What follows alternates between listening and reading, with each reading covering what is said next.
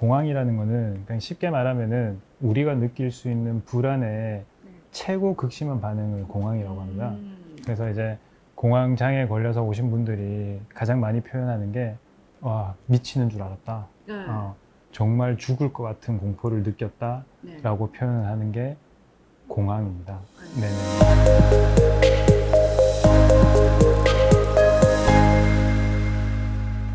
대한신경정신의학회 공식 채널입니다. 여러분, 이번에는 정말 궁금해하실 주제입니다. 공황장애에 대해서 이야기 나눠볼 텐데요. 자세한 이야기 함께 나눌 선생님 소개해드리겠습니다. 선생님 안녕하세요. 안녕하세요. 네, 소개 부탁드릴게요. 안녕하세요. 정신의학신문 편집장 정정엽입니다. 광화문 숲에서 광화문 숲 정신건강학과 의원 원장으로 있습니다.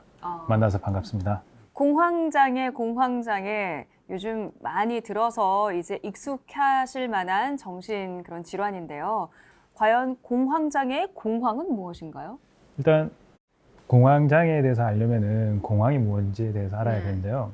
공황이라는 거는 그냥 쉽게 말하면은 우리가 느낄 수 있는 불안의 최고 극심한 반응을 공황이라고 합니다. 그래서 이제 공황장애에 걸려서 오신 분들이 가장 많이 표현하는 게 와, 미치는 줄 알았다.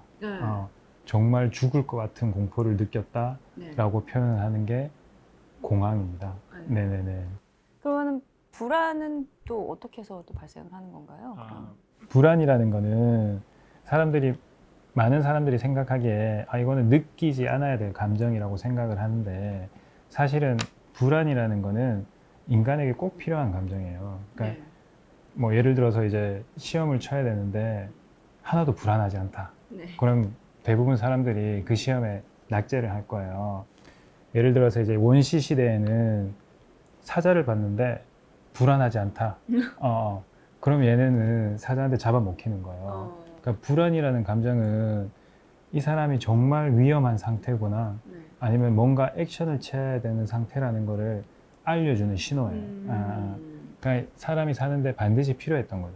근데 요즘에는 예전만큼 위협적이지 않은데 이런 불안을 느끼는 사람들이 많아요. 그래서 적절한 상황에서 적절한 불안을 느끼는 것은 아주 좋은데 사람들이 불안을 느끼지 않은 상황에서도 불안을 느끼는 게 문제가 되는 거거든요. 이런 걸 이제 통틀어서 불안장애라고 이야기를 하고 이게 조금 극심한 반응으로 나타나는 게 공황이라고 하고 그런 공황이 생활에 장애가 될 정도가 되는 게 공황장애라고 하는 거예요. 네네.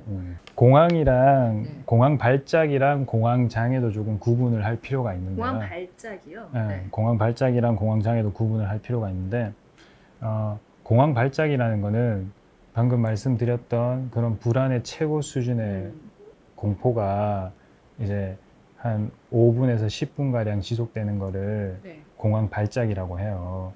이런 공황 발작은 누구나 살아가면서 한 번쯤은 경험해 볼 수 있는 증상이거든요.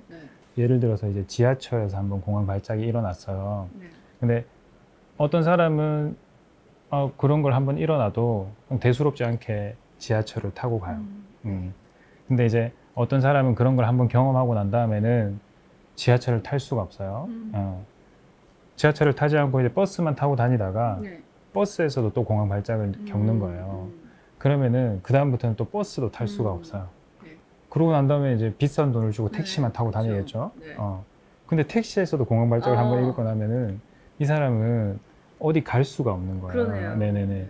그러니까 앞으로 어떤 일을 할 때나 어떤 곳을 가게 될 때나 미리 공황이 일어나지 않을까 불안해하면서 자기 삶에 이런 장애물이 쌓이는 거를 공황 장애라고 보시면 될 거예요. 그러면은 우리나라에서 이게 공황 장애로 고생하시는 분들이 많이 있나요? 엄청나게 많죠. 네.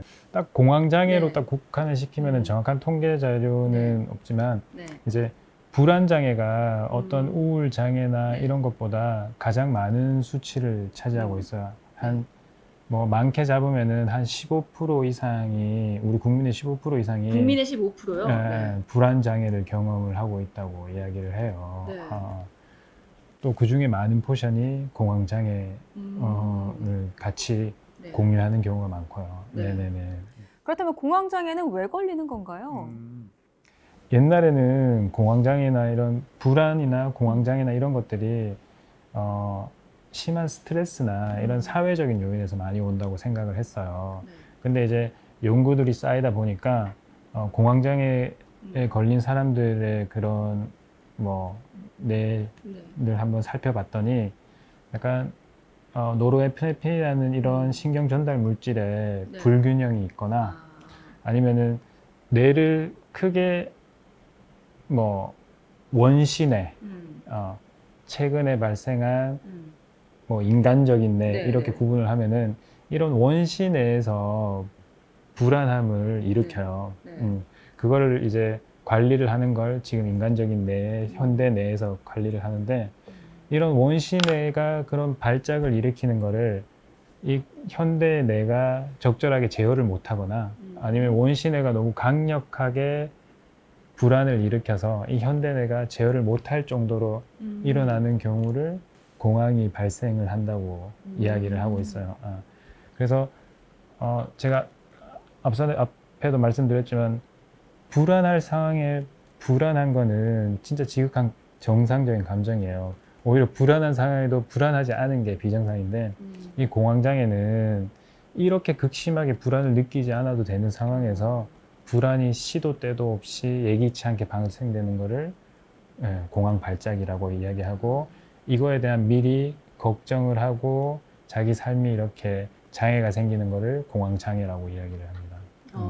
그렇다면 공황장애란 불안이 극대화돼서 공황 발작이 일어나고 그게 또 삶의 장애 요소를 일으키면 공황 장애로 진단을 받을 수 있다. 네, 그렇게 쉽게 생각을 하시면 되죠. 네, 지금까지 공황 장애가 과연 어떤 질병인지 좀 자세하게 정의를 들어봤습니다.